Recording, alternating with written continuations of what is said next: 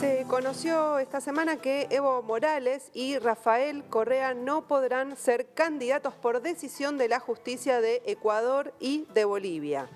En Ecuador, las elecciones están previstas para el 7 de febrero de 2021, pero la fecha límite para presentar las candidaturas es en 9 días. Por eso salió este fallo judicial del Tribunal de Casación de la Corte Nacional de Justicia que confirma la condena a Rafael Correa a 8 años de prisión y 25 años de inhabilitación política. Correa aspiraba a ser candidato a vicepresidente de la mano de Andrés Arauz. La causa en la que está involucrado Correa se llama Sobornos 2012-2016. Es por una supuesta red de corrupción mediante la cual se habrían recibido aportes indebidos en el Palacio Presidencial para financiar de forma irregular el movimiento oficialista y decían que era a cambio de la adjudicación de millonarios contratos del Estado a empresas, entre ellas Odebrecht, que es una de las que sigue apareciendo en estas causas en distintos países de América Latina. Si bien sabemos que en los gobiernos capitalistas la corrupción es moneda corriente, el proceso judicial que acusó y que le dio una condena a Rafael Correa está lleno de irregularidades, por eso de hecho algunos lo llaman la causa Bochornos, por estas irregularidades judiciales, donde, por ejemplo, lo acusan a Rafael Correa, pero no están acusando ni investigando a la empresa Odebrecht, por ejemplo. Y dicen que, como no encontraron pruebas muy contundentes, dicen que hubo una influencia psicológica, dice en la justicia del expresidente Correa. El caso de Bolivia, las elecciones presidenciales tienen fecha para este 18 de octubre. La particularidad en este país es que se asentó un golpe desde el año pasado, en octubre, noviembre del año pasado comenzó, impulsado por la derecha y las Fuerzas Armadas. Hoy Yanine Áñez es la presidenta golpista que está al mando del país, pero hay que decir también que el golpe se asentó con el aval del MAS, que tiene mayoría en el Congreso y le permitió legalizar de alguna manera el golpe de Estado. En este contexto se van a dar las elecciones, ya son de conjunto tuteladas, pero la noticia es que a Evo Morales no le van a permitir ser candidato a senador por Cochabamba con el argumento de la justicia de que no reside en el domicilio por donde se quiere presentar. Recordemos que está en Argentina Evo Morales. Pero para poder profundizar un poco y pensar, bueno, cuál es la dinámica en América Latina, por qué se suceden estos hechos. Estamos en comunicación con Javo Ferreira, que es miembro de la Izquierda Diario en Bolivia y fundador de la LORS y la Liga Obrera Revolucionaria de Bolivia, autor del libro Comunidad, Indigenismo y Marxismo. Muy buenos días, Javo. Jessica Calcaño te habla, ¿me escuchás bien? Buen día, Jessica. Te escucho perfecto para conversar un poco sobre Latinoamérica, Bolivia, Ecuador y esta ofensiva derechista, ¿no? Bien, bueno, muchas gracias, Javo, por tu tiempo. Y para arrancar, porque sabes que cuando se conocieron estos hechos, me acordaba un poco de lo que sucedió en Brasil, ¿no? Donde también hubo un rol muy importante de la justicia para el golpe institucional con el impeachment. Entonces quería preguntarte cómo ves vos, si hay similitudes con esa situación, si se puede empezar a pensar algún paralelismo de cómo está influyendo la justicia en procesos electorales o directamente en golpes institucionales, como fue el caso de Brasil. Bien, sí, evidentemente hemos visto el accionar del Poder Judicial en toda Latinoamérica cumpliendo un papel clave para determinar el rumbo político de distintos estados y pueblos, ¿no? El primer caso, creo, más llamativo fue lo de Brasil y el golpe institucional que se produjo, el golpe judicial contra Rousseff y el posterior encarcelamiento de Lula, que terminaron consolidando un gobierno de ultraderecha como el de Bolsonaro, con características muy antiobreras y abiertamente proimperialistas. Sin embargo, esa judicialización de la política la estamos viendo no solo de ahora, sino también ya desde un tiempo largo en Ecuador y en Bolivia, ¿no? Es decir, el Poder Judicial se ha utilizado para criminalizar las protestas sociales o para dirimir disputas internas entre los distintos partidos del régimen, ¿no? Sean populistas progresistas o sean llamados progresistas o sean los sectores de la vieja derecha neoliberal mucho más vinculada al imperialismo norteamericano. Lo que ha sucedido en estos días, Jessica, diciéndolo rápido, pareciera también una operación combinada, ya que el mismo día en que la justicia ecuatoriana condena y ratifica la condena en la tercera instancia contra Rafael Correa, dejándolo por fuera del proceso electoral, y lo sucedido con la inhabilitación por parte del Tribunal Constitucional a Evo Morales para que fuera como candidato a senador, muestra cómo este aparato del Estado, este aparato judicial, en el caso boliviano estaba en manos de el MAS, es decir, el MAS nominó jueces durante estos 14 años a su gusto y piacere, y hoy ese mismo aparato judicial, con las mismas normas que fue aprobando el MAS para arrinconar a sus opositores durante estos 14 años, son usadas, esos instrumentos son usados hoy al servicio de los bloques derechistas que se han posesionado o posicionado en los últimos años y meses en nuestro continente. Creo que para comprender esta operación, el papel de la justicia, no solo, ojo, Ecuador, Bolivia, en el caso peruano se está utilizando la justicia también para dirimir diferencias entre los distintos partidos del régimen. Todo esto pone en evidencia que la justicia forma parte de esa operación geopolítica o de esa disputa geopolítica que se está produciendo en nuestro continente, donde el imperialismo norteamericano ha decidido buscar recuperar terreno. Lo vimos con la ofensiva a Guaidó el año 2018, ¿no? En Venezuela, y lo hemos visto en todo nuestro continente. El mismo golpe de Estado en Bolivia solo se puede entender si le damos la suficiente jerarquía a estas disputas geopolíticas entre el imperialismo norteamericano y diversas potencias que quieren asentarse en la región. Claro. Entonces me da la impresión, Jessica, que gran parte del problema y el papel de la justicia es ese, ¿no? Es decir, obedecer y supeditarse a esa disputa geopolítica donde el imperialismo norteamericano tiene un interés sustancial de consolidar sus posiciones. Termino con esto, Jessica, sí, que hay que señalar que en esa ofensiva derechista del imperialismo norteamericano se ha disparado el movimiento del Black Lives Matter, un movimiento impresionante en Estados Unidos, que va a tener repercusiones no solo en el mismo Estados Unidos, sino en el conjunto de la región. Al cuestionar a ese mismo imperialismo, que es el que ha alentado el golpe de Estado en Bolivia, el golpe de Estado en Brasil, el golpe judicial en Brasil, la ofensiva en Ecuador, etcétera, ¿no? Entonces, creo que estamos en un escenario sumamente fluido, sumamente dinámico, donde todo es posible en estos momentos en nuestro continente, ¿no? Y pensaba, por esto que decías, bueno, uno puede interpretar como que el rol preponderante que está adquiriendo la justicia en muchos países, hay como un cierto cambio en la forma de gobierno, ¿no? O sea, con este nuevo papel que está adquiriendo.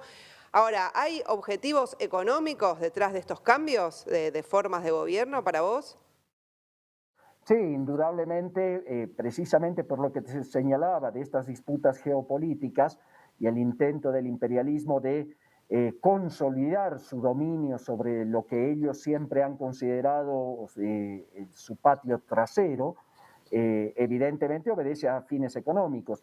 Es decir, estamos hablando de que las inversiones norteamericanas, por ejemplo, en la última década,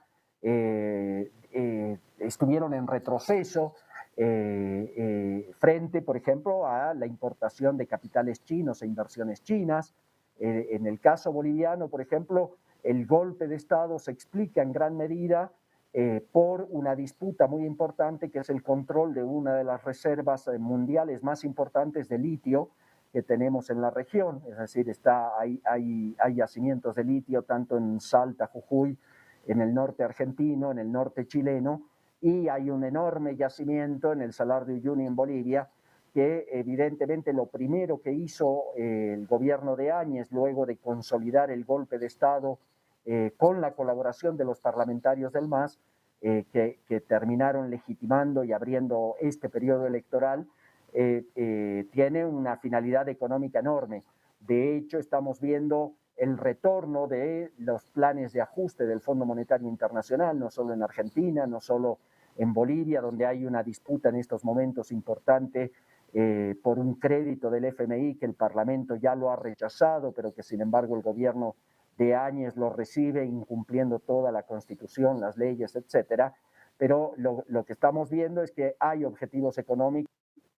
Caso boliviano, por ejemplo, se habla de una devaluación, es decir, el crédito del FMI viene con exigencias coloniales, donde se impone al gobierno boliviano la posibilidad de devaluar la moneda luego de que termine la crisis de la pandemia. Entonces, estamos en un momento en que lo político y lo económico están estrechamente vinculados y tiene que ver con los intentos del imperialismo norteamericano de asentar su hegemonía, su dominio sobre el conjunto del continente, ¿no?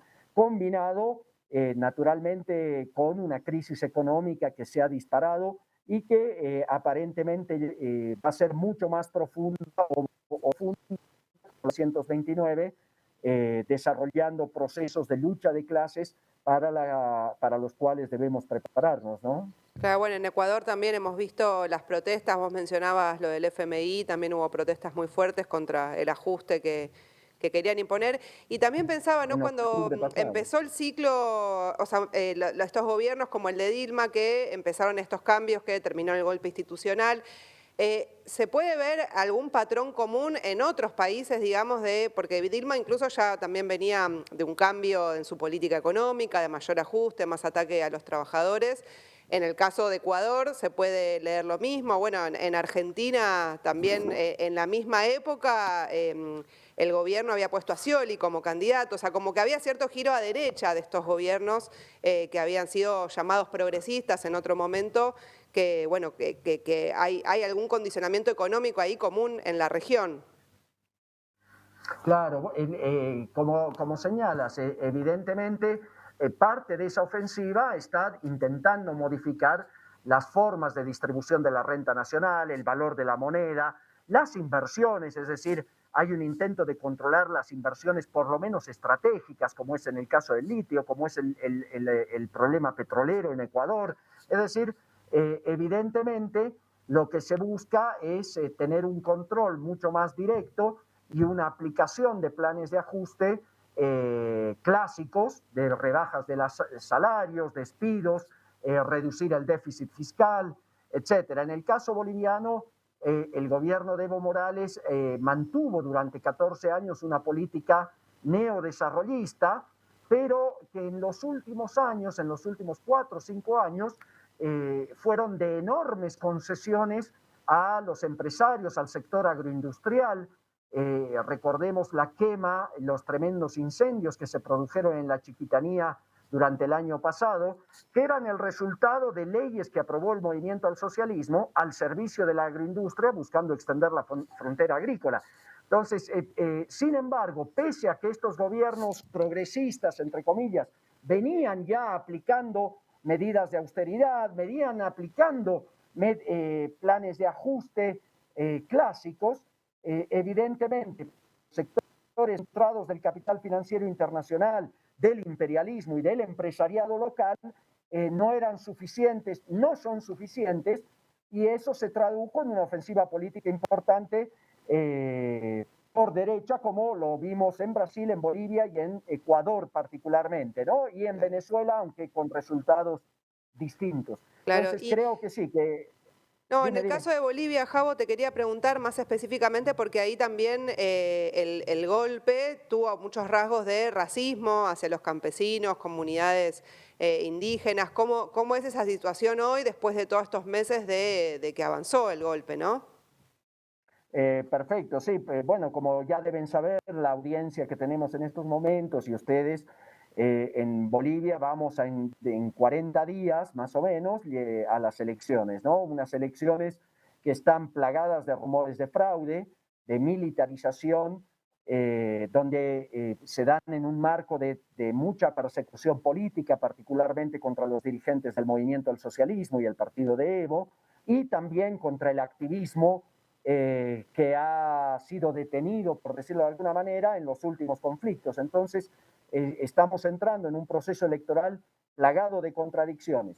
Esa ofensiva derechista indudablemente no se produce en el vacío, la que hemos tenido los meses pasados, sino que se combina con esa herencia social, cultural, propia de nuestras formaciones económicas y sociales, donde la estructuración racial de la sociedad cumplió desde el hecho colonial, desde la colonia, un papel decisivo en la construcción de estas sociedades latinoamericanas. Me refiero fundamentalmente a las andinas, ¿no?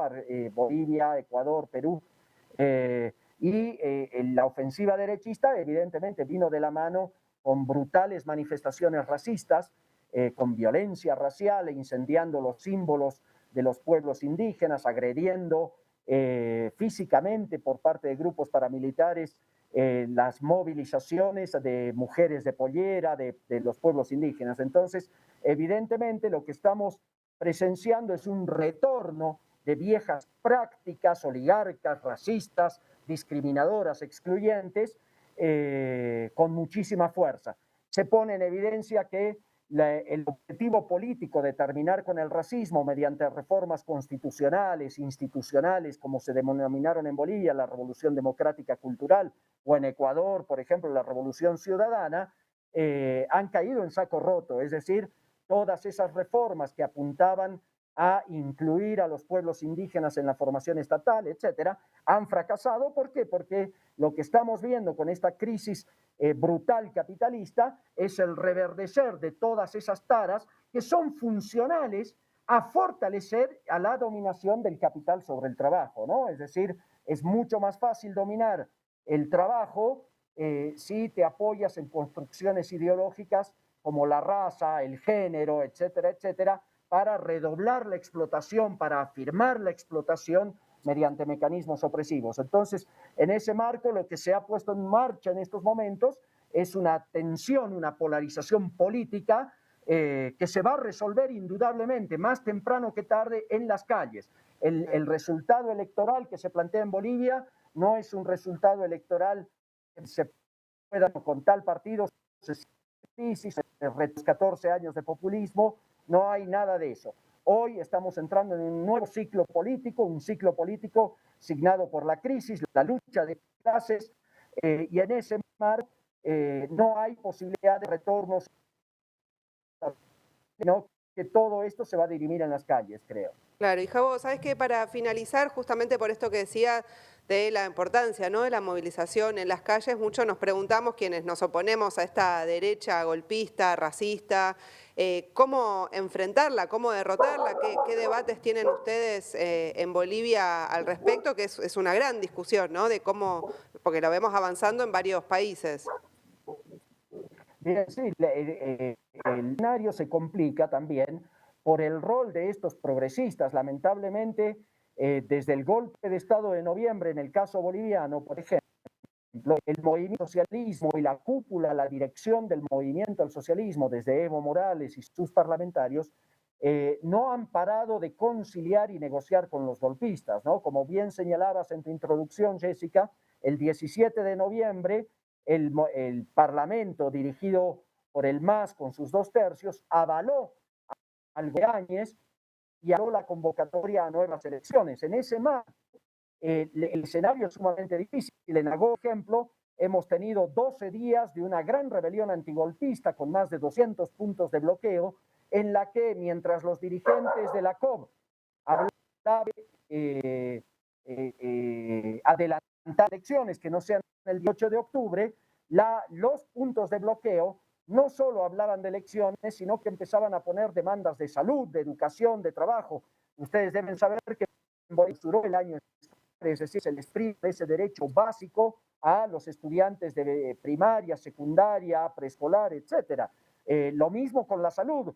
La semana pasada, en un informe del New York Times, salió que si tomamos el promedio del año pasado, de marzo y agosto, y la cifra de marzo y agosto de este año, existen 22,000 muertos más que el promedio de otros años. Esto significa que el impacto del COVID ha superado por lejos las cifras oficiales del gobierno de Áñez, que hablan de 7,000 muertos, cuando en realidad ya hemos pasado más de 22.000 que no están en registros oficiales. Entonces, los puntos de bloqueo incorporaban estas demandas. Sin embargo, el movimiento al socialismo, empezando por Evo Morales, terminaron aceptando la fecha del 18 de octubre y garantizando la desmovilización nacional. Bueno, en este marco nosotros opinamos que con esos métodos, con esa estrategia de presión, no se puede vencer ni derrotar al golpe. Y eso es lo que aumenta la imprevisibilidad de lo que pueda suceder de acá al 18 de octubre y peor aún del 18 de octubre en adelante. Desde la LORSI, desde la Liga Obrera Revolucionaria, hemos insistido que a los golpistas hay que derrotarlos en las calles. Y para eso es necesario sostener una estrategia de movilización independiente, recuperando los organismos sindicales de manos de una burocracia completamente corrompida, impulsando organismos de autoorganización y de coordinación de las luchas. Por ejemplo, empezaron a esbozar elementos de coordinación durante la crisis de agosto entre distintos puntos de barricada, empezaron a surgir en forma embrionaria los comités de autodefensa, se empezaron a desempolvar viejos fusiles Mauser, etcétera, que mostraban la voluntad de resistencia y de enfrentar a los para la Unión Juvenil Cruceñista o la RJ acá en Cochabamba. Entonces, creo, Jessica, para concluir esto, que la única posibilidad de derrotar al golpismo, pero no solo el golpismo, sino los planes de ajuste que vienen de la mano con despidos, rebajas salariales, quita de derechos laborales, afianzamiento del racismo en el Estado, etcétera, solo puede ser enfrentado con una estrategia, un programa y una organización independiente. Y en ese marco hay que dialogar con las bases del movimiento al socialismo, que a diferencia de su dirección, han mostrado voluntad de lucha, han mostrado voluntad de resistencia, pero que lamentablemente una y otra vez su dirección, empezando por Evo Morales, han frenado y han contenido. Es decir, el MAS busca derrotar a los golpistas en las urnas, cuando en realidad lo que se necesita es derrotarlos en las calles, aplastarle sus intereses económicos, sus negocios, para que todo eso esté al servicio de la salud, de la educación, de todo el pueblo trabajador del campo y la ciudad, ¿no? Bien, bueno, muy claro, Javo, y muchísimas gracias por este tiempo para hacer una primera reflexión sobre lo que está ocurriendo en América Latina. Esperamos poder contar con vos en otra oportunidad para seguir este intercambio. Muchísimas gracias. Gracias, Jessica, y un saludo a todos los compañeros y compañeras en Buenos Aires. Un abrazo para ustedes también. Javo Ferreira, integrante de la LORSI y de la Izquierda Diario en Bolivia, con estas primeras reflexiones sobre qué está pasando con la justicia, condicionando nuevamente la voluntad de las y los trabajadores. Ya volvemos con más Se Tenía que Decir.